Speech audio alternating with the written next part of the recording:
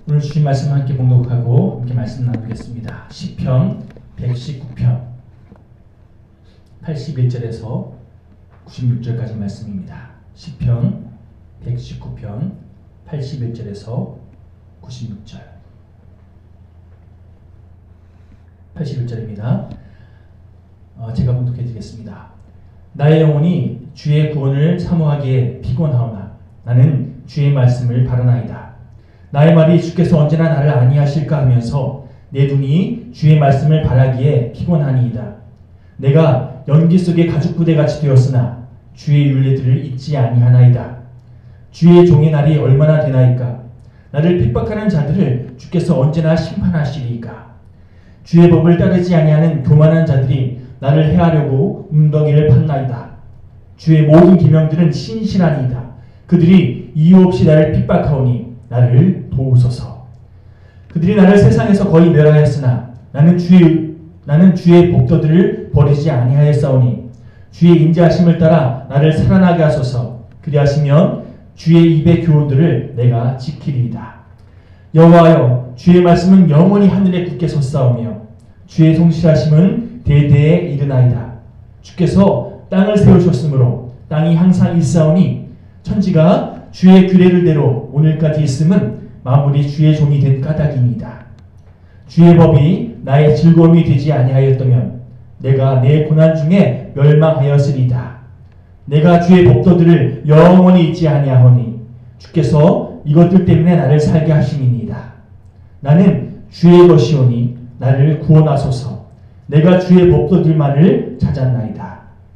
악인들이 나를 멸하려고 엿보오나 나는 주의 증거들만을 생각하겠나이다.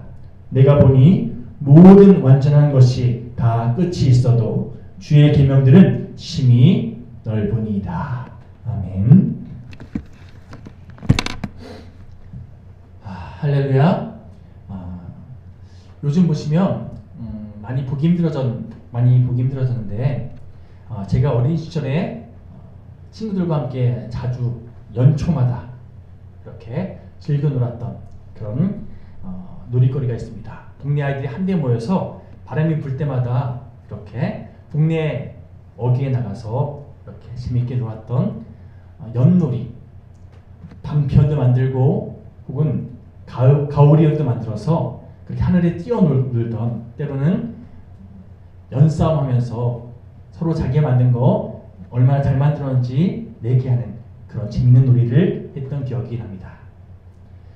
대나무살을 이렇게 틀을 짜서 가오리연 만들기도 하고요.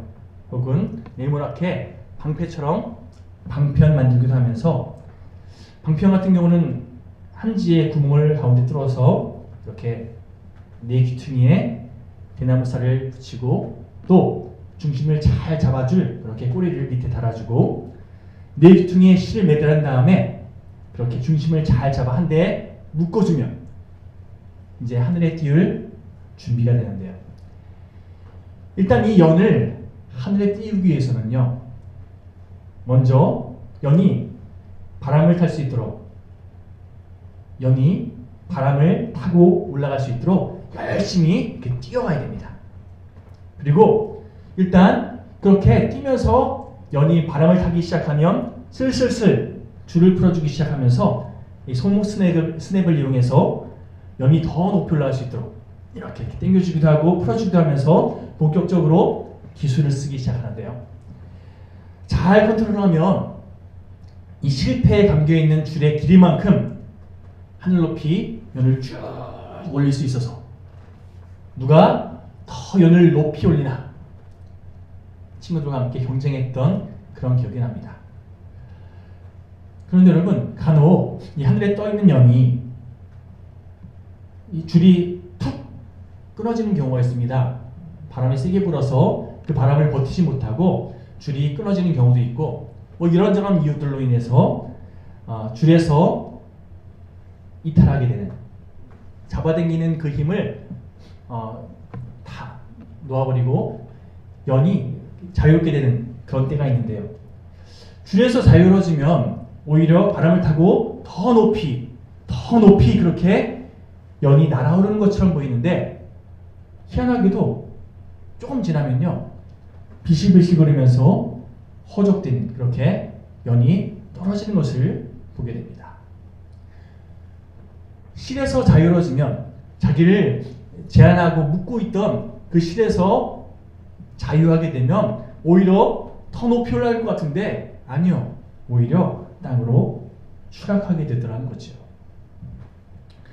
여러분, 우리의 인생은요, 마치 세상이라고 하는 그런 공중에 떠 있는 연과 같다는 생각이 듭니다. 더 높이, 그리고 더 멀리, 더 훌륭하게 날기를 소망하는 그런 좋은 연이 되고 싶어서 다들 아등바등거리면서 발버둥 치는데, 그러나 하나님의 말씀이라고 하는 그런 강력한 실에 붙들려 있지 않으면요, 그 실에서 자기를 끊어버리면 잠시 잠깐 동안은 자유를 만끽하는 것 같고, 그래서 뭔가 좀 더 높이 올라가는 것 같은 착각을 하게 되는데, 이내 삶의 통제력을 잃고 방향을 잃고 이리저리 기우뚱기우뚱하다가 결국 추락하게 되더라는 거죠. 그렇습니다, 여러분.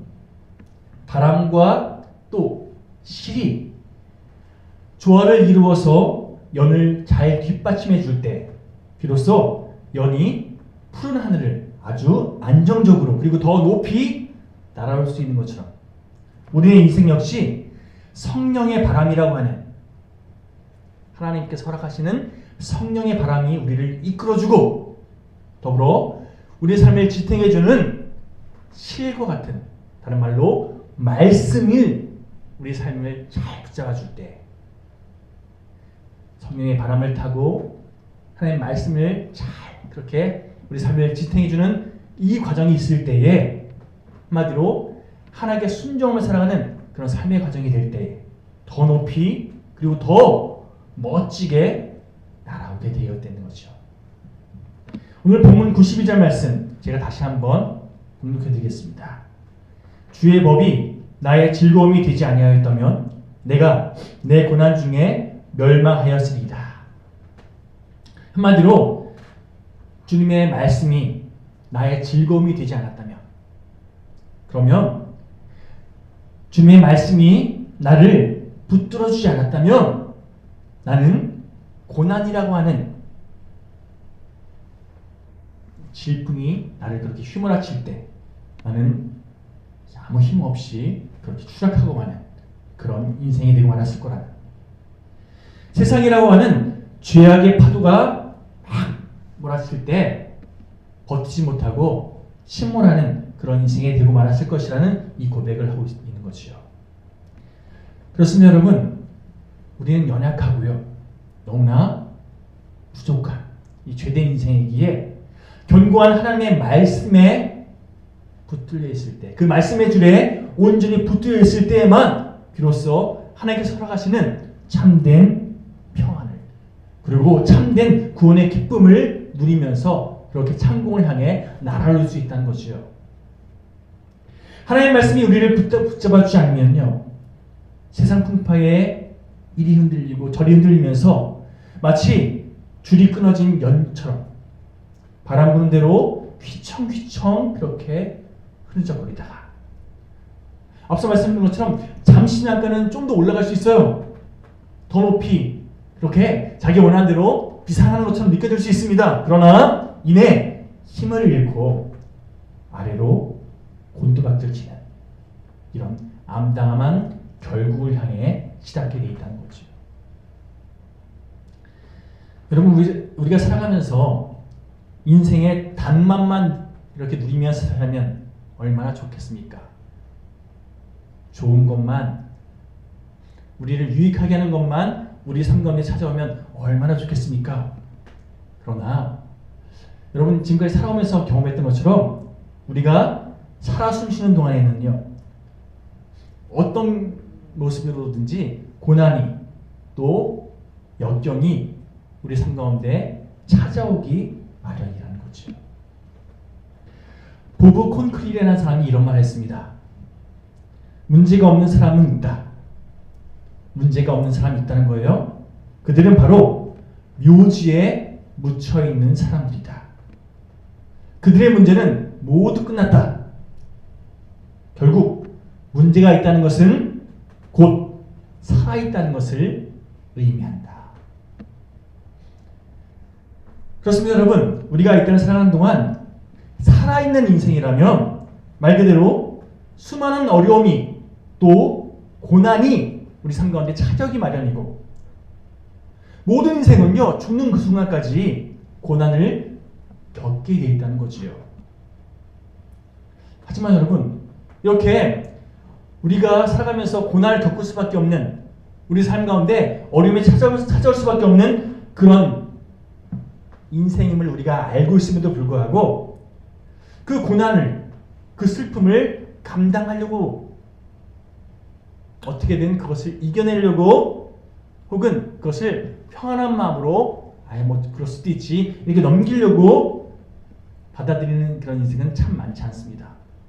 왜냐하면 고난은요 우리가 어떤 계획한 그때에, 이때쯤 찾아오겠지 하고 예측한 그때에 찾아오는 것이 아니라 항상 예상치 않은 순간에 깜빡이 없이 그렇게 우리 인생 가운데 갑자기 끼어들기 때문입니다. 그래서 우리 마음을 움쭉달싹 못하게, 그렇게 너무나 어떻게 할 바 모르게끔 그렇게 우리를 만들어버리기 때문에 그 고난의 그 역경이, 그 어려움이 찾아올 때 우리가 어찌할 바를 몰라서 이렇게 벌벌 떠는 그런 모습을 쉽게 보이곤 하는데요. 왜 하필 이때에 이런 어려움이 생겼을까 하면서, 왜 내가 이런 어려움을 겪어야 되면서 이렇게 하소연하는, 이렇게 발버둥치는 그런 모습을 그래서 보이더라는 거죠. 인생에 고난이 있음을 분명히 알고는 있는데, 언제든지 어려움이 찾아올 것은 우리가 머릿속으로 알고 있는데, 우리 예상 밖의 상황에, 우리가 예측하지 못했던 그때의 고난이 훅 찾아오기 때문에 우리는 그 고난의 상황 속에서 당황하고 난처해 하더라는 거죠. 여러분, 그런 의미에서 오늘 말씀을 통해서 비록 그렇게 우리의 예상을 뛰어넘는, 우리가 예측하지 못했던 그런 고난이 찾아오고 어려움이 우리를 막 뒤흔들 때마다 그 시간을 허비하고 너무나 노심초사하면서 걱정하면서 시간을 그렇게 무의미하게 흘려보내는 그런 선택을 하는 것이 아니라, 제가 누누이 말씀드린 것처럼 하나님 앞에서 나에게 주어진 시간들을 의미있게 건져 올릴 수 있는 그런 복된 인생이 되기 위해서 하나님께서 우리에게 허락하신, 또 우리가 경험하게 되는 그런 고난의 의미에 대해서 믿음으로 바르게 감당해내는, 한마디로 고난을 믿음으로 잘 감당해내는 그런 인생이 되기 위해서 오늘 말씀을 통해 우리에게 주어진 시간들, 우리에게 주어진 모든 일들에 대해서 바르게 분별하기를 결단하는 그런 복된 시간이 되었으면 좋겠습니다. 분명히 기억하십시오. 고난은요 마치 터널과 같아서 일단 들어가면 끝없이 그렇게 펼쳐지는 것이 아니라 언젠가는 그 고난의 때에서 나오게 되는 그 순간을 맞이하게 돼 있다는 겁니다. 믿음의 눈 들어 주를 보리, 이 또한 지나가리라. 그렇습니다, 여러분. 이 믿음의 고백이 필요하다는 거예요.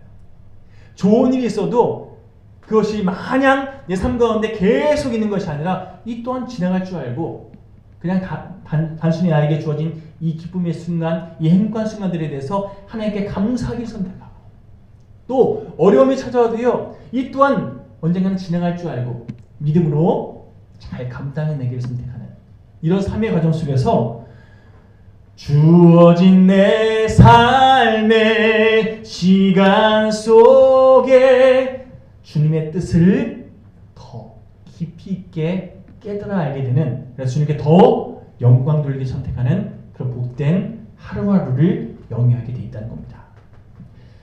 여러분, 생물학적으로 우리 인간들은요, 사람이라는 존재는 슬픔이란 감정, 이 슬픔이란 감정을 이 고통이라는 감각기관을 통해서 인식한다고 하더라고요.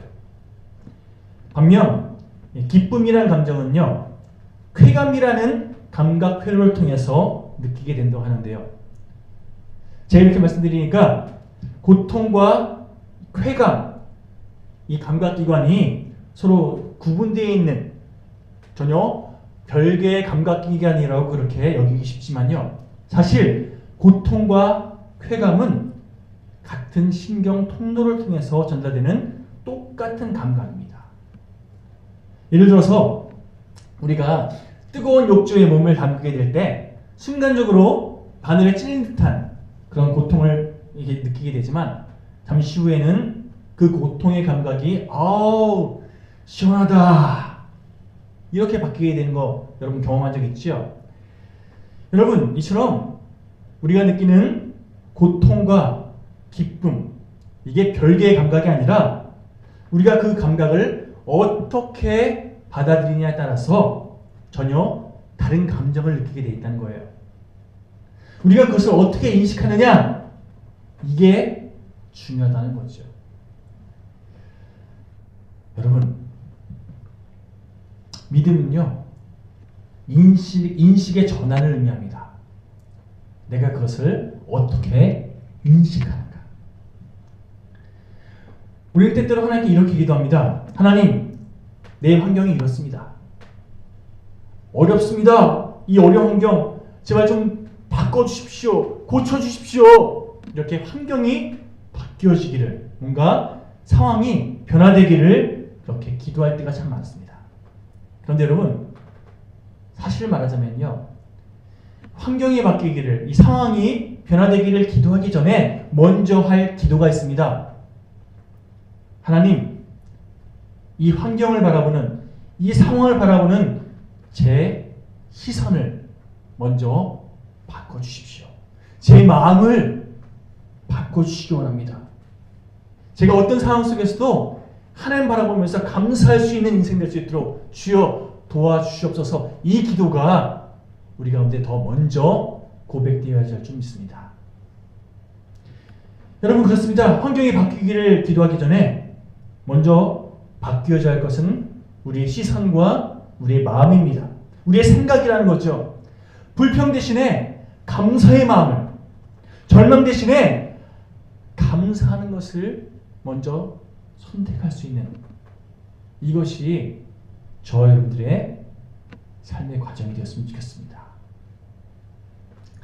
여러분 환경이 바뀐다고 우리의 삶이 행복으로 바뀐다고 우리는 오해하고 착각할 때가 참 많습니다. 물론 제가 누누이 말씀드린 것처럼 잠시 잠깐 동안은 환경이 바뀌어서 또 상황이 바뀌어서 뭔가 나에게 유익한 것처럼 그렇게 여겨질 수는 있습니다. 그러나 환경과 상관없이 또 상황과 상관없이 그것을 내가 바라보는 나의 시선이 바뀌면요. 여러분 결국 어떤 상황이 우리에게 주어진지 간에 우리는 감사하고 기뻐하고 하나님께 영광 돌리는 복된 삶을 누리게 될 줄 믿습니다. 제가 멘토로 여기는 어떤 목사님이 저에게 이런 얘기 한 적이 있습니다. 승엽아, 너 나중에 어떤 중요한 자리에 그렇게 올라가게 될 때 그 자리가 너에게 주는 어떤 영향력이 있을 거야. 그런데 지금부터 네가 그런 역할, 그런 쓰임받는 인생이 되기 위해서 그렇게 하나님을 의지하면서 너의 삶을 하나님께 맡겨드리는 그런 인생 되기 위해서 매 순간 겸손히 하나님 바라보면 네가 그런 자리에 올라갔을 때 하나님은 너를 더 크게 사용하실 거야. 여러분 그렇습니다. 환경과 상황이 중요한 것, 어떤 자리가 중요한 것, 물론 중요합니다. 그러나 그 전에 먼저 하나님 뜻 안에서 내가 환경을 바라보는 시선이 또 상황을 바라보는 나의 마음가짐이 먼저 바뀌어가면 더 성숙해지면 더 깊어지면요 하나님께서는 그런 우리를 통해서 더 놀라운 일들을 이루게 된다는 거죠. 좋은 일이 있을 때 감사하지 못하는 사람이 어디 있습니까? 좋은 일이 있으면 누구나 시키지 않아도 감사를 표현하기 마련입니다. 믿지 않는 사람도요, 좋은 일이 생기면 감사를 표현합니다. 하지만 여러분, 믿지 않는 사람과 하나님을 믿는 그리스도인, 이 둘 사이의 다른 점이 무엇인지 아십니까? 그리스도인에게는요, 하나님을 향한 믿음이 있습니다. 때문에 내가 지금 고난 중에 있어도, 어려움을 당한다 할지라도요, 문제를 만나도 그 너머에 하나님의 뜻이 있음을 믿고 하나님께서 나에게 허락하신 축복의 역사들을 믿음으로, 그렇게 나에게 주어진 시간들을 믿음으로 감당해내는, 절망하고 억울해하고 남 탓하는 모습이 아니라 하나님 뜻 안에서 하나님의 섭리를 믿으며 믿음으로 감당하는 그런 복된 삶의 모습, 이것이 하나님께서 우리에게 원하시는 믿음 가진 그리스도인의 모습인 줄 믿습니다. 믿음의 눈 들어 주님을 보겠습니다. 믿음의 눈 들어 주를 보리. 매 순간 이 삶의 선택, 이 믿음의 선택으로 하나님께서 우리에게 허락하신 모든 일들을 믿음으로 감당해내는 우리 모두가 되기를 주님의 이름으로 간절히 축원드립니다. 그럴 때 눈물 가득한 그 고난 속에서도요, 오히려 감사를 고백할 수 있는 이런 놀라운 은혜의 파노라마가 우리 삶 가운데 펼쳐주게 된 줄로 확신합니다. 모든 상황 속에서 주님을 바라보면서 그렇게 나의 문제로 인해서 오히려 주님께 감사합니다. 고난당한 것이 오히려 나에게 유익입니다. 그래서 주님을 더 바라볼 수 있었기 때문입니다. 더 주님을 의지할 수 있도록 이 고난을 사용하시는 하나님께 감사합니다. 이 고백으로 주님께 나갈 수 있는 저희 모두가 되시기를 간절히 축원합니다. 우리들 살아가면서 간혹 우리들은 다른 사람과 비교하고 경쟁하는 그런 경우들이 참 많은데요. 저도 30대 후반 정도부터 어느 순간 내 동기들은 저렇게 잘 나가는데, 저 사람은 저렇게 귀하게 쓰임받는데 난 지금 뭐 하는 거지? 나는 왜 욕망의 욕구리지? 이렇게 스스로 자괴감을 느꼈던 그런 순간들이 있었습니다. 그렇습니다, 여러분. 다른 사람과 비교하고요, 뭐 경쟁하고요, 그러면 남는 것은 속상함 뿐입니다. 저 사람은 저렇게 잘 나가는데, 저 사람은 저렇게 많이 벌고 잘 누리는데 나는 뭐지? 이렇게 내 자신을 바라보는 인생이 아니라 하나님께서 내 삶 가운데 이루고자 하는 뜻이 있음을 믿고 나는 그 하나님의 뜻을 이루어지는 삶의 과정을 지금 살아가고 있다 믿으면서 한 발 한 발 하나님과 동의하는 그런 믿음을 선택할 때에 속상함이 아니라, 절망감이 아니라, 비관이 아니라 오히려 소망을 가지고 하나님의 뜻을 한순간 한순간 이루어드리는 복된 삶을 누리게 되는 줄 믿습니다. 여러분, 창세기에서 소개하고 있는 요셉을 한번 보실까요? 요셉이 애굽의 총리로 쓰임받기까지 그는요, 모두 크게 세 차례의 시험을 통과했습니다. 첫 번째 시험은 물구덩이라는 시험, 두 번째는 보디발의 집에서, 세 번째는 감옥에서 그는요, 하나님께서 허락하신 큰 시련을 통과하는 이 과정을 거쳤는데요. 여러분, 요셉을 물 없는 웅덩이에 빠뜨리게 한 것은 누굴까요?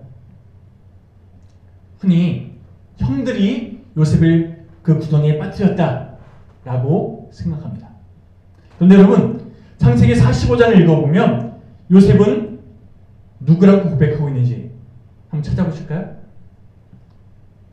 하나님이 자신을 물 없는 구덩이에 빠뜨리게 하셨다고 요셉이 고백하고 있더라는 거죠. 여러분, 보디발의 집에 가게 하신 것, 그것도 하나님이 하신 것이고 감옥에 가게 하신 것도 바로 하나님이 하신 것이라고.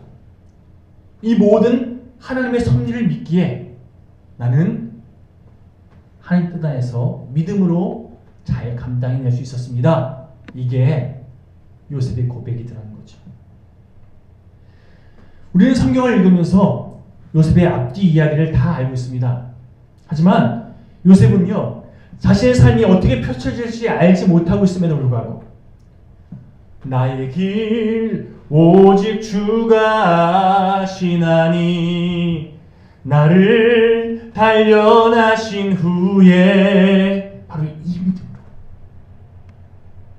주님과 동행하는 그런 길을, 믿음의 길을 걸어갔다는 겁니다.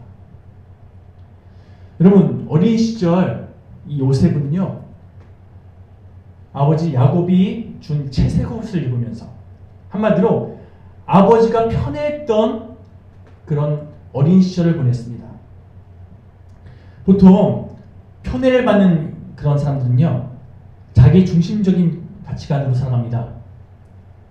다시 말해서 자기가 원하는 대로 뭔가 이루어져야 되고 자기가 모든 일의 주인공이 돼야 하고 이렇게 자기 중심적으로 살아가는 모습을 많이 보인다는 거죠. 때문에 어떤 사건을 만나면 어떤 어려움을 겪게 되면요, 대부분의 경우 나는 문제 없다고 남을 탓하거나 혹은 나에게 왜 이런 일이 하면서 자신을 불쌍하게 여기는 그런 태도를 보이기 십상인데요. 남을 탓하는 태도, 이거를 책임 회피라고 정의할 수 있고요.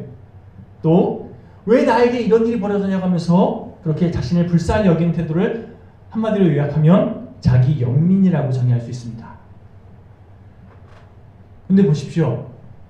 채색 옷을 입으면서 그렇게 편애를 받고 지냈던 요셉이 자기에게 닥친 고난의 과정들을 거치면서 특별히 형제들에게 왕따 당하고 죽음의 위협을 받게 되었을 때, 요즘 보면 아이들이 친구들에게 왕따 당하는, 그래서 어려움 당할 때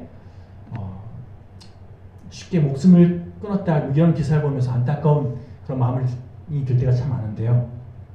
더군다나 요셉은요, 친구들도 아니고 형제들에게 왕따를 당했습니다. 말해 뭐 하겠습니까? 거기다 부자로 살다가 갑자기 노예, 아주 밑바닥으로 전락하게 되었습니다.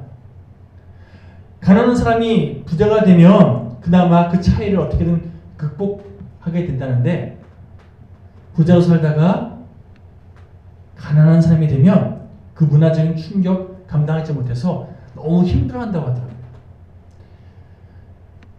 노예 신세로 전락하게 되고 거기다가 억울하게 감옥까지 가게 된 요셉. 여러분, 우리가 이런 상황에 처해 있다고 생각해 보십시오. 시리에 빠지게 되고 절망하게 되고 결국 삶을 포기하고 싶은 그런 마음, 충동이 일어나지 않겠습니까? 남 탓하고 자기 연민에 빠지게 되는 그런 선택을 쉽게 하게 될 겁니다. 근데 여러분, 요셉은요, 그런 상황에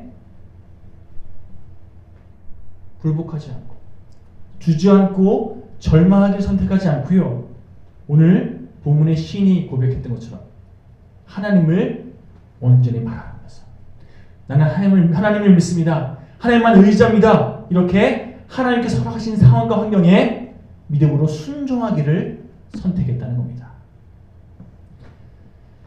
사방이 다 막혀있는, 오직 하늘이 뚫려있는 이런 물 없는 구덩이 속에 처하게 될 때 여러분 어떤 선택하는 것이 좋겠습니까? 형들을 원망하고 또 하나님을 원망하면서 막 그렇게 책임을 피하고 자기 연민에 빠지는 선택, 이런 선택하면 결국 남는 것은 좌절, 실망, 낙심, 자기 인생에 대해서 포기하는 이런 선택을 할 수밖에 없지요. 그러나 지금 하나님께서 하늘을 바라보라고, 하나님을 향해 기도하라고 이런 시간을 허락하신 거구나. 이렇게 하나님 바라보면서 하나님을 의지하면서 기도하기 선택하면 여러분 결과가 달라지지 않겠습니까? 하나님의 도우의 손길, 하나님의 함께 하시는 그 경험을 누리게 되어 있다는 거죠. 형들이 자신에게 했던 일들 생각하면요. 당시 어린 나이였던 요셉, 이 10대였잖아요. 자신의 이 상황을 바라보면서 자신을 배신하고 자신에게 이 어려움을 끼쳤던 형들에 대한 원망, 얼마나 마음에 응어해지고 얼마나 분이 가득했겠습니까? 그런데 하늘 바라보면서 하나님을 바라보면서 그렇게 기도하기를 선택하니까 결국 그의 마음 가운데 하나님께서 허락하시는 용서가 채워져 가더라는 거예요. 보디발의 집에서 주신 하나님께서 허락하신 사건, 이 환경 속에서 어떠한 목적이 있었을까요? 다만 하나님께서 맡기신 이 상황과 환경에 대해서 성실하게 충성을 다하는 선택하는 것, 이것이 요셉이 해야 할 가장 최선의 모습이었다는 겁니다. 마당을 쓸어도 보디발에게 잘 보이려고 하는 것이 아니라 나에게 이 상황을 허락하신 하나님을 의지하면서 하나님 앞에서 종노릇하기를 선택했을 때 결국 하나님은요 요셉에게 형통의 은혜를 허락하십니다. 그리고 이러한 충성의 열매, 맡은 일에 최선을 다하는 이 주어진 상황 속에서 하나님을 의지하면서 하나님께서 맡기신 줄 믿고 최선을 다해 순종하는 이 충성의 열매, 이 태도는 결국 그가 총리가 되었을 때 아주 풍성한 결실로 나타나게 되더라는 거죠. 작은 일에 충성했더니 하나님께서 더 큰 일을 맡기시는 이 은혜의 과정을 겪게 되더라는 겁니다. 또 감옥, 여러분 감옥은요 사방팔방 다 막혀있을 뿐만 아니라 하늘까지도 막혀있는 곳입니다. 이런 상황에 직면했을 때 어떤 선택하는 것이 좋겠습니까? 다만 인내하는 겁니다. 시편 105편 19절 말씀을 제가 분명히 드리겠습니다. 곧 여호와의 말씀이 응할 때까지라 그 말씀이 저를 단련하여도다. 요셉은 그리고 오늘 우리 함께 살펴본 이 시편의 시인들은요 하나님의 일하심을 기대하면서 또 하나님의 때를 기다리면서 기도하면서 그렇게 인내하기를 선택했습니다. 그리고 그 결과 하나님께서 허락하신 이 모든 과정 속에서 결국 하나님께서 합력하여 손을 이으실 줄 믿고 순간순간 자기 감정대로 자기 속에 오는 대로 행동한 것이 아니라 하나님께서 원하시는 대로 한순간 한순간 믿음으로 반응하기를 선택했더니 결국 하나님께서 어려움에서 건지시고 그를 또한 하나님께서 원하시는 그 과정들로 이끌어 가시는 복된 경험을 하게 되더라는 거죠. 예를 들어서 요셉이 보디발의 집에서 열심히 일하지 않고 세상이 나를 버렸다고 막 이렇게 눈물 흘리면서 기운 빠진 얼굴로 축 처져서 맡은 일에 최선을 다하지 않았다. 어떻게 됐을까요? 혹은 세상을 향한 이 도끼를 품고 형들을 향한 미움을 품고 센치하게 그렇게 하루하루를 지냈다면 어떻게 됐을까요?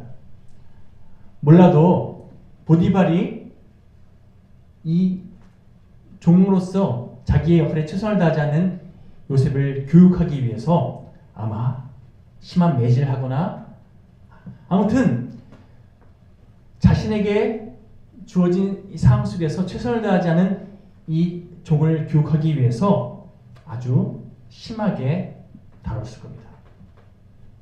그러면 나는 지금 더 큰 고난을 당하고 있다고 역시 세상은 나는 버렸어 하면서 더 깊은 상처를 경험하게 됐을 거고 결국 나락을 향해 이렇게 흘러가게 되었겠죠. 한마디로 최선을 다해야 하는 순간에 최선을 다하지 않고 자기 감정대로 자기 생각대로 그렇게 행동했던 대가를 치르는 건데 끝까지 사람 탓하고 환경 탓하면서 이 악순환이 반복되는 이 과정들이 요셉에게 주어졌을 겁니다. 여러분, 신앙은요, 내가 직면한 이 문제에 대해서, 내가 경험한 이 상황에 대해서 주관적인 감정, 주관적인 생각으로 반응하는 모습이 아니라 그것을 믿음의 눈을 들어 객관화시키는 이 과정을 의미합니다. 앞서 말한 것처럼 내가 그것을 바라보는 시각이 바뀌는 것을 의미합니다. 내가 직면한 상황에 대해서 내 생각, 내 감정을 중심 삼아서 그렇게 바라보기 시작하면 억울하고 짜증나고 속상하고 남 탓하고 이런 과정을 향해 치닫기 마련이지만, 그러나 믿음의 눈을 들어서 객관화시키면요, 하나님의 뜻이 있음을 믿고 그것을 믿음으로 반응하기 시작하면요, 여러분, 아무리 어려운 수학 문제라도요, 공식을 대입해서 풀면 풀 수 있습니다.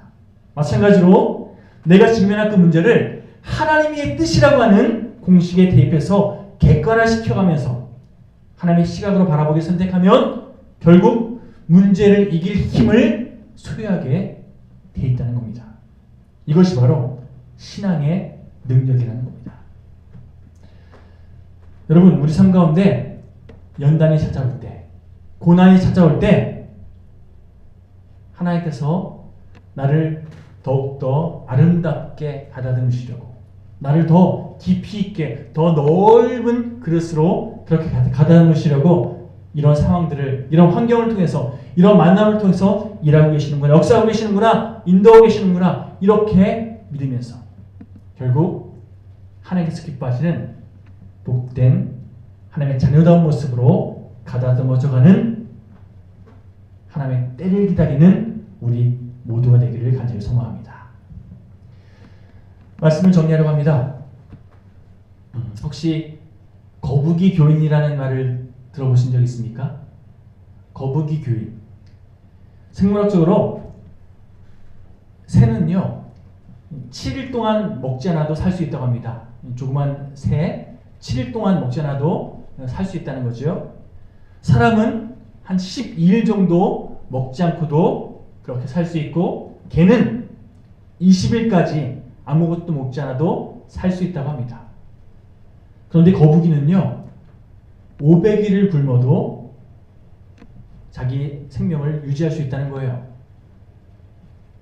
바로 이런 맥락에서 성경 말씀을 묵상하지 않고서도 아무렇지 않게 살아가는, 매일매일 말씀을 붙잡고 말씀을 묵상하며 살아가는 것이 우리의 삶이 되어야 되는데, 말씀을 묵상하지 않고서도 아무렇지도 않게 그렇게 살아가는 그런 교인들을 일컬어서 거북이 교인이라 이렇게 부른다고 하더라고요.